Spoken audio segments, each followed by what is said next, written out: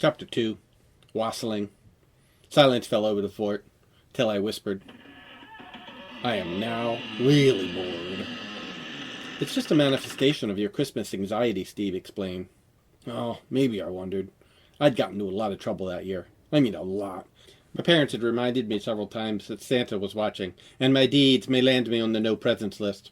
On top of that, my mom was freaking out about the bad economy, the oil embargo, and my dad's slow workload. The Lynches are going to have a sparse Christmas this year, my mom constantly explained. My mom usually did what she said. I was trying to be hopeful that Santa would see past my parents' financial crisis and my personal transgressions, even if my parents did not. It would be nice to have a backup plan, though. On top of being bored and anxious about Christmas, my Swedish fish supplies were lacking. I need some candy, I whined. You mean you want some candy, Hershey said. No, it's been 3 days. My mom has cut off my cookie supply, my Swedish fish bank is empty, and my dad didn't even buy me a candy bar on Sunday because we went to my grandparents instead of the newsstand. I mean, I need some candy, I humphed depressingly. I'm broke too, agreed Hershey. And although Spo is an annoying twerp, I was planning to buy Spo a Green Lantern action figure for Christmas.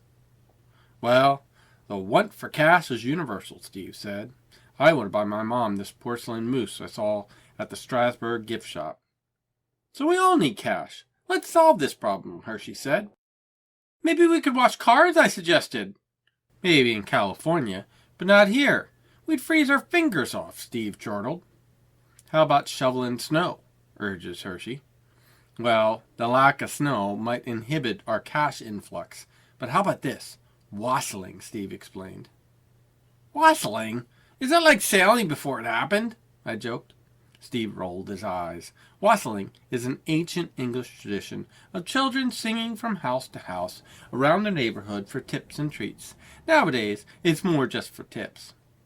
Wassailing sounds a little corny, I complained. A couple of cute 9-year-olds singing jingle bells on your front doorstep?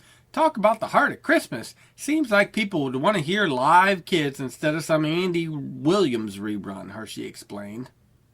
Let's get Frank and Russ, too. I think a big group would add a more sentimental appeal, said Steve. Hey, how about we tell people we're caroling for charity, and we carry a jar that says singing for charity, but the charity is our candy load, I said excitedly. Bill, I don't want to tell you how bad that idea is, Hershey moaned. I glanced over at Steve, and even he raised his pushed-it-too-far eyebrow.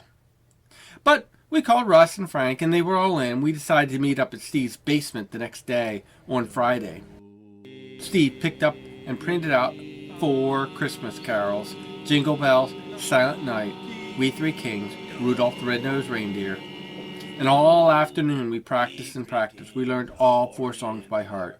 Our work and effort will demonstrate our true sincerity to everyone, including Santa, Hershey said. And it might even give us bigger tips, I finished. The end of Chapter 2. Coming soon, Chapter 3 of Caroling for Cash. Another Green World.